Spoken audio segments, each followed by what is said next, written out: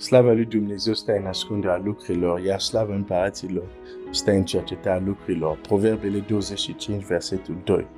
Dumnezeu să te binecuvânteze. Suntem în Estera, capitolul 3 și voi citi chiar până la sfârșit. Terminăm capitolul 3 astăzi. Nu, terminăm să citim capitolul 3. Hai să citesc capitolul 3 și deci Estera 3, începând cu versetul 10. Astăzi aș vrea să vedem un alt aspect. Tot rămânem la cuvinte, dar un alt aspect care face ca cuvintele sunt importante, cuvintele să aibă impact, cuvintele au loc important într-o împărație.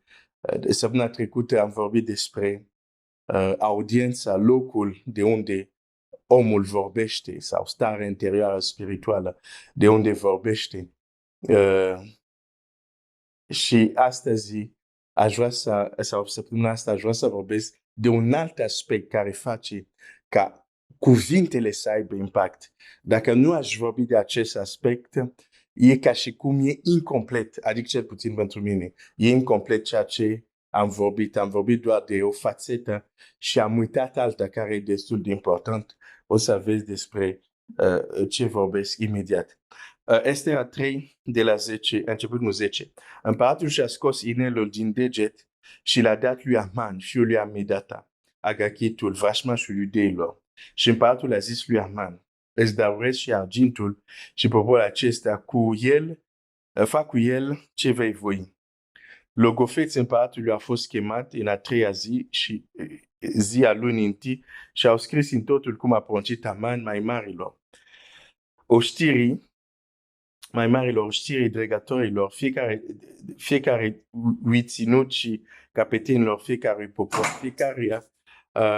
fiecare ținut după scrierea lui și fiecare popor după limba lui. Au scris și numele împăratului Ahasveros și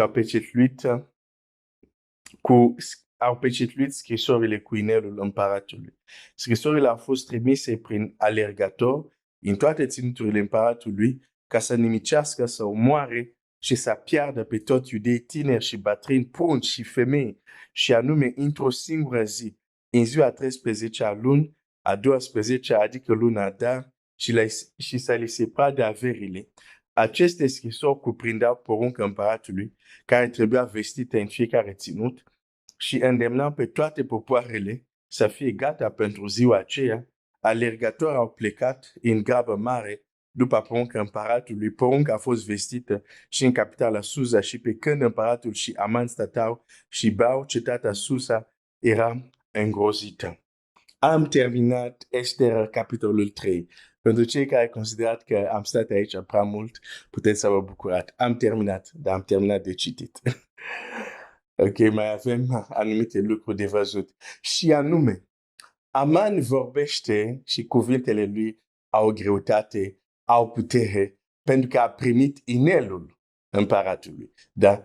Deci, cei care primesc o anumită autoritate de la împărat, cuvintele lor au mai multe greutate în împărația.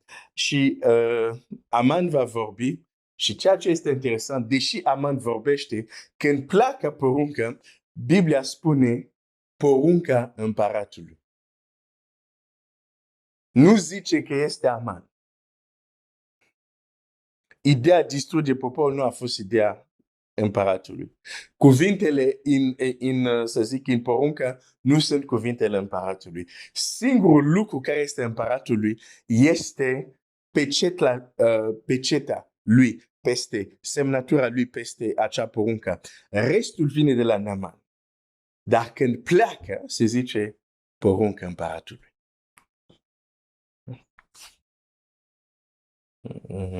Deci, într-o împărație, e posibil, aici fac o paranteză, într-o împărație este posibil să vorbești, tu să vorbești. Dar când pleacă ceea ce ai spus, e considerat ca și cum împăratul a vorbit. Nu crezi? Ce înseamnă când Domnul Iisus zice în numele meu? Zice, cereți în numele meu. Sau zice, iată semnele care vor însoți cei care vor crede. În numele meu vor scoate draci. Sau în numele meu vor face asta și asta și asta.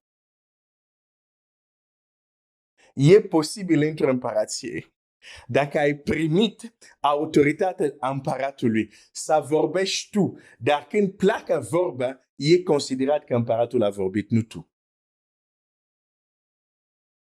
Am închis paranteza.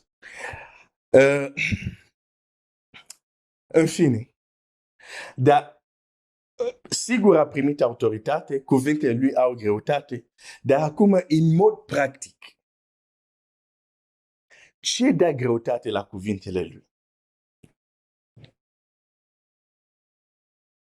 Slujitorii împăratului.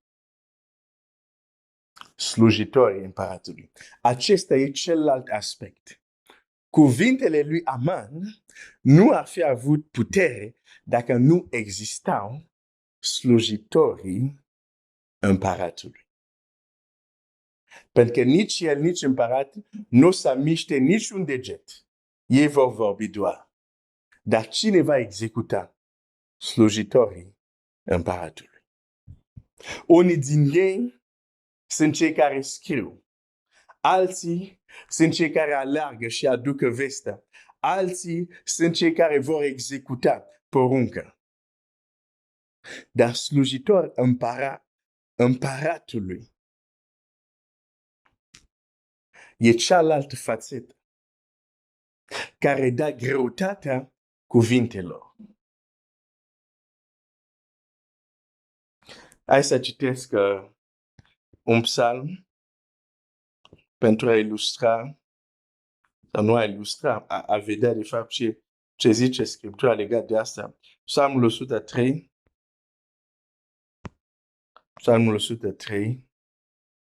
versetul 20. Binecuvântați pe Domnul, îngerii lui, care sunteți tari în putere, care împliniți poruncile lui și ascultați de glasul cuvântului lui. Îngerii lui, care sunteți tari în putere. Îngeri sunt. Citești în Scriptură, de exemplu, un înger vine, distruge o armată întreagă, un singur înger.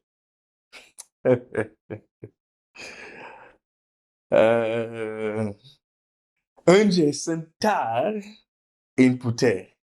Slujitorul lui. Îngerii lui care sunt slujitorul lui. Și ei sunt tari în putere.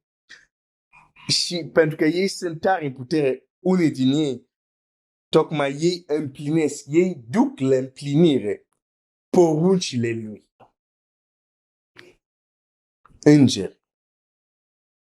Îngeri. Aman a avut logofeți, alergători și așa mai departe. Copiii lui Dumnezeu au cei care trebuie să moștenească. Ce ne spune Evrei?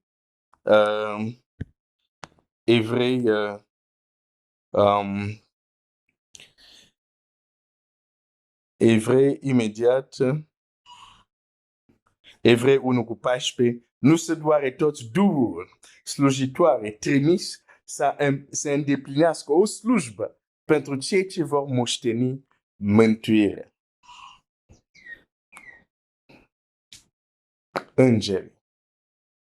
Îngeri.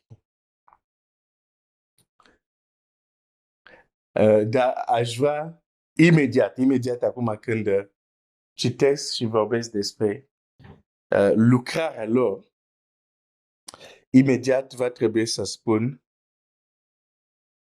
a vorbi despre îngeri, a vorbi despre ce zice Biblia despre îngeri, nu este închinare la îngeri. O să zic din nou. A vorbi despre ce zice Biblia despre lucrarea îngerilor nu este închinare la îngeri. Am văzut unii oameni care, dacă vorbesc de îngeri, parcă nu ar trebui să vorbești despre ei. Păi nu, ne închinăm doar la Dumnezeu. Zic, stai puțin. Eu îți vorbesc despre ce zice Biblia despre îngeri. Nu ți-am zis să te închini ei. Dar trebuie să știm care este lucrarea lor. Cel puțin ceea ce ne spune Biblia. Ok? Acum, da, sunt unii care caută tot fel de închinare la îngeri. Da? De multe ori, de exemplu, pe net ai publicitate, află despre îngerul tău și așa mai departe. Nu-ți sfătuiesc deloc să te duci și să fii foarte curios despre aceste lucruri. Dar ce spune Biblia despre îngeri? Trebuie să știi. Că Biblia spune clar, ceea ce este descoperit e pentru noi și pentru copiii noștri. Ceea ce este ascuns este a lui Dumnezeu. De tot ce zice Biblia despre îngeri, ar trebui să știu, ar trebui să știi. Și asta nu înseamnă închinare la îngeri. Cum ar fi? Ok. Deci, îngerii sunt putere, sunt puternici, sunt tari în putere și de aceea execut, bineînțeles, puterea respectivă au primit-o de la Dumnezeu nostru și ei execută poruncile. Execută anumite cuvinte scrise.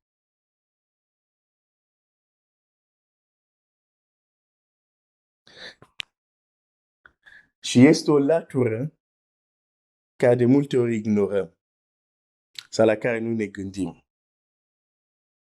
Dar,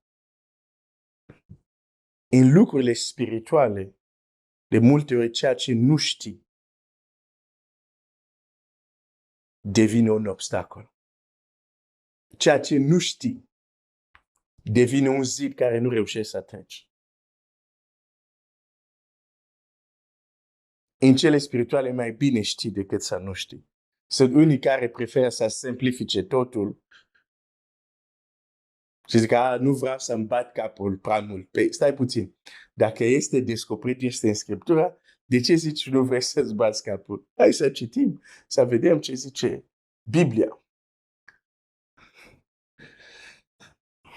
Deci ne uităm la această scenă, Aman vorbește, unii scriu, unii alargă, vedem acest lucru. Cuvintele lui sunt puternice, cuvintele lui au impact, pentru că cuvintele lui pun în mișcare niște ființe.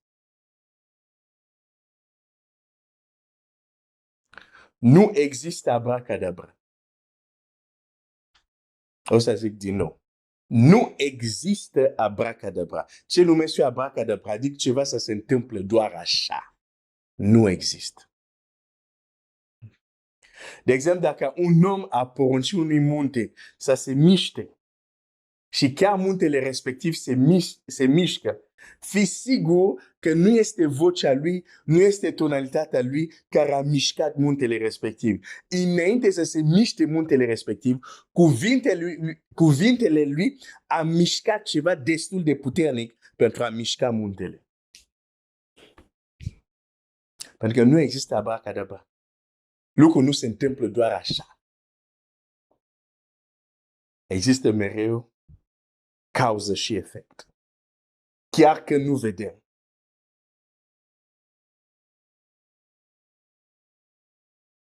Deci cuvintele sunt puternice când cuvintele unui om pun în mișcare.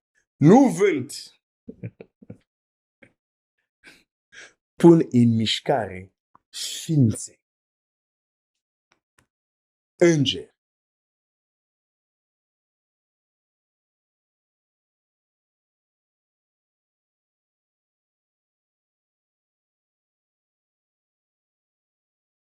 O să spui pe, stai puțin, cum adică cuvintele pun în mișcare îngeri? Ok, o să-ți arăt, o să vedem, o să vedem. Și poate acum te întreb, ok, dar cu ce mă ajută asta?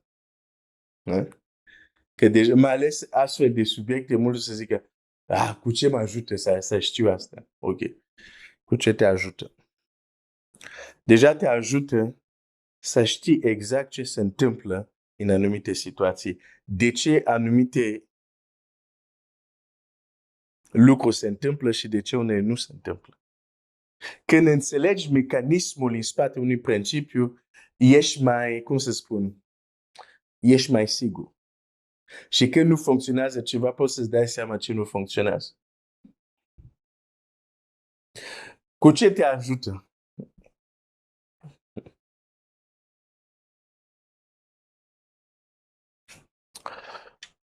Te ajută să nu faci lucrurile în întuneric. Te ajută să nu faci lucrurile în ignoranță. Când în Geneza 2, pământul a devenit pustiu și gol și era întuneric pe fața adâncului de apă, înainte să restaureze pământul, primul lucru care face Dumnezeu este să fie lumină. Și prin asta Dumnezeu ne arată ceva acolo. Dumnezeu nu lucrează în întuneric. Dumnezeu nu lucrează în întuneric, nu lucrează în ignoranță.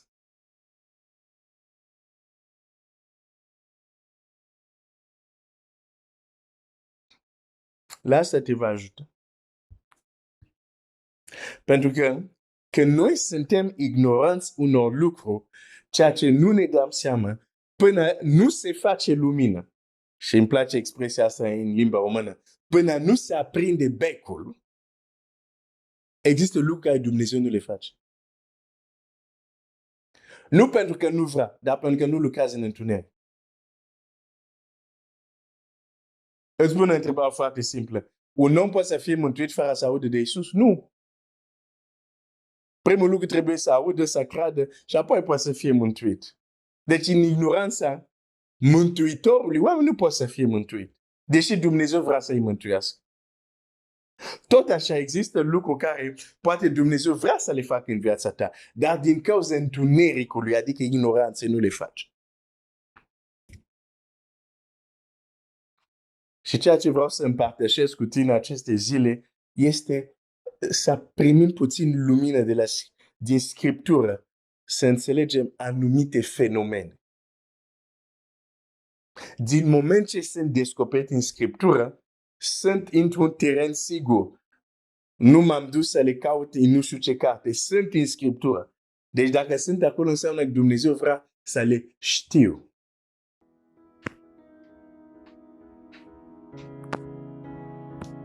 O să mă opresc aici astăzi. Continuăm mâine. Dumnezeu să te binecuvânteze.